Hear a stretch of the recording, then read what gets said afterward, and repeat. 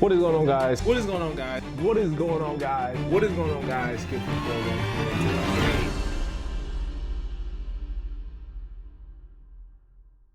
What is going on, guys? Skip from 401 here, and today we are going to be talking about the top 10 sneakers of 2022. And wait, before you say anything, yes, I know I haven't made a video in like 10 months maybe, but that doesn't mean I haven't been paying attention to what has been going on in sneaker culture. 2022, not my favorite year, if I'm being completely honest. I passed on a lot of stuff this year.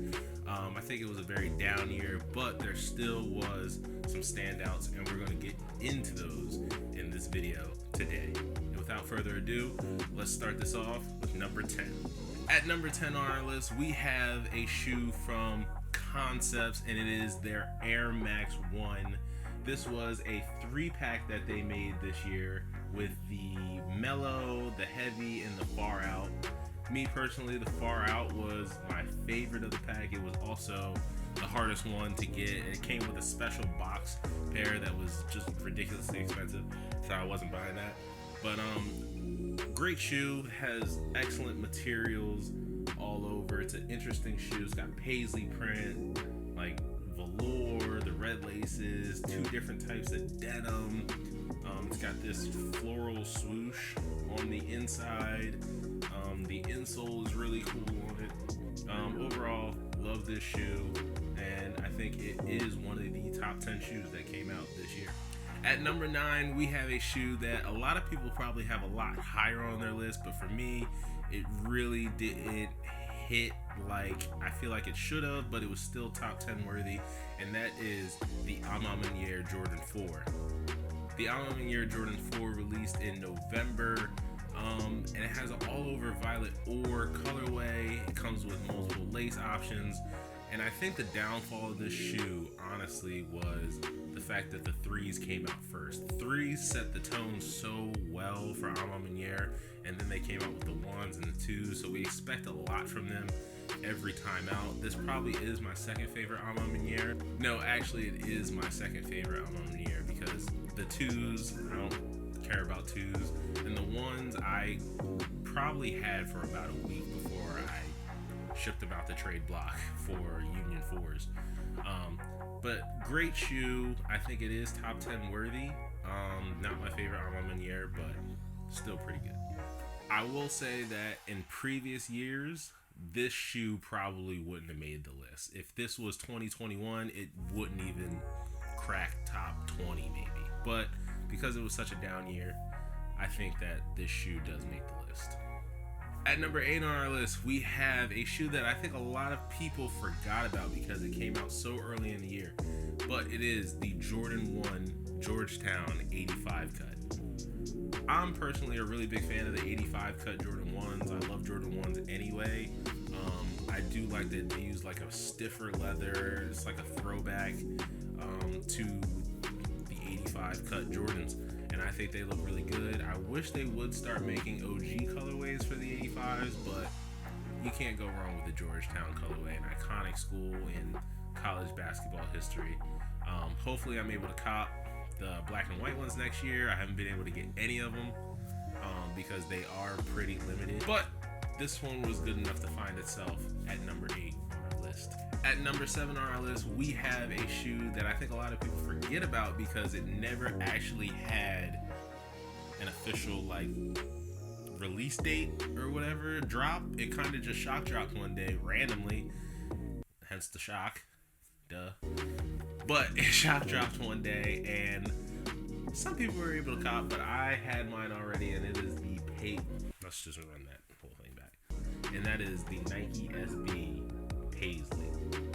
The Paisley dunk to me is by far and away the best SB dunk that came out this year. I feel like it was a pretty weak year for SBs. I did like the whole baseball pack with the Dodgers, the Phillies, not so much the Mets and San Francisco dunks. I didn't think those were very good.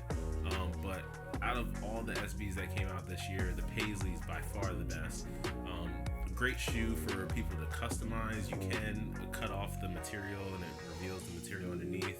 I left mine alone, but also lace swaps on the shoe look really good. especially with the rope laces. Excellent shoe, finds itself at number 7 on our year. At number 6, and this is pretty controversial. I have some controversial views on this shoe, but it is the Jordan 7 Trophy Room. The Jordan 7 Trophy Room release was infinitely better than the Jordan 1 Trophy Room last year. I think that was last year, which was horrible, awful.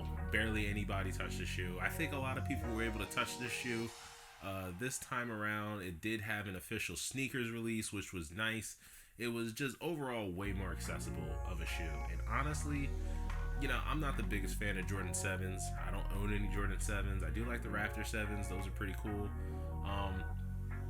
But Jordan 7 has never been a silhouette that I'm in love with. But the way that they color block this shoe, the way the materials look on it, the details, the signature on the back of the shoe, new sheriff in town on the inside of the tongue. And honestly, I think this Jordan 7 Trophy Room is better than the Jordan 1 Trophy Room. The Jordan 1 Trophy Room is a good looking shoe, don't get me wrong. The whole iced out theme or whatever, it's cool. But I just think this 7 looks so good. And for them to do something on a 7 to make it look that good where I'm like, ooh. Because honestly, I don't think I would ever have a Jordan 7 on a top 10 of the year. What they were able to do with this shoe, they did a great job. And shout out to Trophy Room. They did great on this shoe. At number 5 on our list, and I think some people might have a problem with this, not because of what it is, but because of how it released. And that is the Kobe 6 Lumbacita. Now this shoe only released via exclusive access, and they released on the Vanessa Bryant's website, or I forget what the name of the website is. But it got botted, and it was just bad drop. But Kobe, you know what he means to the sneaker community, to the basketball community. Of course, the sneaker is a tribute to his daughter who died alongside him, Gigi, who was a part of the Lumbacita basketball team. And yeah, I really wish I was able to get my hands on this shoe. Every time I see the shoe, it just looks so good in person. It's a shoe I've seen people wear, but just not a lot of people were able to get their hands on it, so that's unfortunate. But it does find itself at number 5 on the list. And I think that's a fair ranking for it, considering how little people were able to access the shoe. At number 4 on our list, we have the OffWhite Air Force One Brooklyn. To me, the OffWhite Air Force One Brooklyn is probably the second best museum pack Air Force One that we've gotten from OffWhite, behind the black one. The black one is the best one, then it's this one, then the blue, then the white, then the blue, and then the yellow. The yellow is definitely my least favorite, but green's my favorite color, so maybe I'm a little biased, but I think this shoe was great. It actually had a sneakers release. Whether it was botted to no end or whatever, at least it felt more accessible than previous iterations of the OffWhite Air Force One. So with it being more accessible than previous Air Force Ones from OffWhite, I think number 4 is a pretty fair place to put it on this list. At number 3, and this is where I start to get really excited because these last couple shoes I'm absolutely in love with.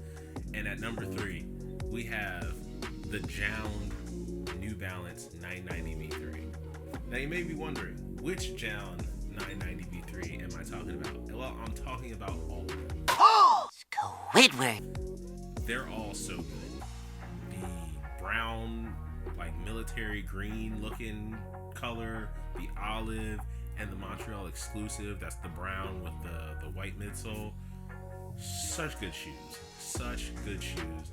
I wish that brown with the white midsole wasn't a Montreal exclusive because I would go absolutely nuts for that shoe. Now, the releases for the other 2 pairs, the first one was better. The brown colorway was a mess. They had a question on their release, like what color are the laces or the shoe or something, and when you typed in the actual answer, it kept telling you were wrong. So I don't know what was going on there. The release was a mess, but these shoes are so good, so good. And I think Jound had a killer year because not only did they release these New Balances, they also had the Jound Kayanos, that were really good. They had the Jown Reebok Club C, the Bapestas. They had an excellent year.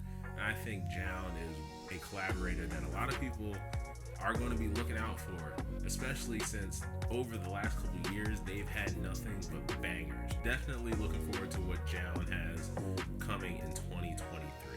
At number 2, we have a shoe that a lot of people will probably have as number 1 this year, but the number 1 is so good that I have no option but to put it at number 2. We have the Jordan 1 Lost and Found, or Chicago, whatever you want to call it. Chicago Lost and Found. I'd rather call it a Chicago. I mean, what more can you say about this shoe? The Jordan 1 Chicago is the most iconic shoe of all time. It's the best shoe of all time. Sorry, I don't care what anybody. This is my favorite shoe of all time. Just this bad boy right here. It's my favorite shoe of all time, but the Chicago is the best, most iconic shoe of all time. Not much more you can say about it. I like the aged look on it. Maybe not the crackled leather. Maybe not that. It's not my favorite part of the shoe, but the aged tongue, the aged outsole, midsole. The release was a mess. It was awful. There were so many pairs, but they were backdoored, botted. Sneakers app wasn't working. It took like an hour and a half to get results. And it just, people were getting 15, 20 pairs. It was just ridiculous how bad the drop was. So for that, it does lose a couple points, but it wasn't going to be number 1 on my list anyway, because the number 1 shoe of 2022 is the Joe Freshgoods 993 Performance Art. This shoe is so good. So good. Especially after I was kind of disappointed by the 9060. I think I'm just not a big fan of that model. It's not necessarily the shoe that Joe Freshgoods did. It's the model. It's a little too chunky, a little too Balenciaga-like. You know, it's not really my style. But this shoe, when I first saw this, the pictures on Instagram, I instantly fell in love. I said, put it in the museum. This shoe is a triumph. I don't like the pastel colors, the blue, the sage green, the pink. I want all 3 pairs. They're all amazing. The shoe's comfortable. Comes with these pink laces. It's like a pink tinted outsole, midsole. Joe Freshgoods is killing the game. We started off with those 992s a couple years ago, which was probably my favorite shoe of 2020. These conversations among us, the 9060, like the shoe looks good, but it just doesn't really look good on feet. It just doesn't do it for me. The 990 V3 last year, the shoe, he's doing such good work on New Balance, and I can't wait to see what he's got coming in 2023.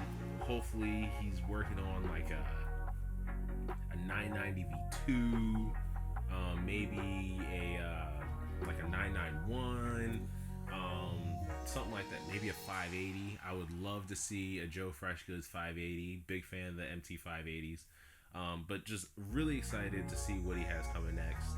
I love the lens that he looks through to create these shoes, the stories he tells behind them, and especially the unique color palette that he uses, because it's really easy for him to just do what a lot of other people are doing in sneakers right now. They're just taking, you know, a shade of brown, a shade of cream, aged midsole, and just calling, and maybe some like sail laces, and just calling it a day. But Joe Freshgoods, the way he's using pastel colors, the greens, the pinks, the blues, and molding them into just art, just sneaker art. He's done such a great job. This is the number 1 shoe of the year. Let me know what you guys think is the number 1 shoe of the year, or even drop your whole top 10 down in the comments. If you did like this video, make sure you hit that like button. If you are not subscribed, make sure you subscribe and hit that bell so you know when I post my next video. which I know I say this every time, is coming really soon. And I'll catch you guys in the next one. Peace.